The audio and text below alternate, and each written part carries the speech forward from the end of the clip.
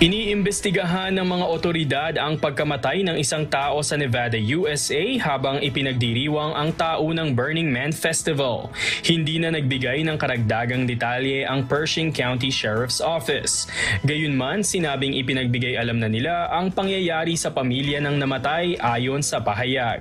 Nagkaroon ng malakas na pag-ulan sa disyerto ng Black Rock kung saan idinaos ang pagdiriwang at tinatayang nasa 70,000 tao ang stranded ngayon sa lungsod. Malalim at madulas na putik ang kinakaharap ngayon ng mga dumalo sa festival. Kaya naman inabisuhan ng mga opisyal ang mga stranded na sumilong at magtipid ng kanilang pagkain, tubig at gasolina. Ito ay habang sarado ang mga kalsada sa loob at labas ng event. Dagdag pa nila, huwag nang magtangkang lumabas ang mga ito gamit ang kanilang mga sasakyan. Isa sa pinakakilalang sining at kultura ng Amerika ang Burning Man.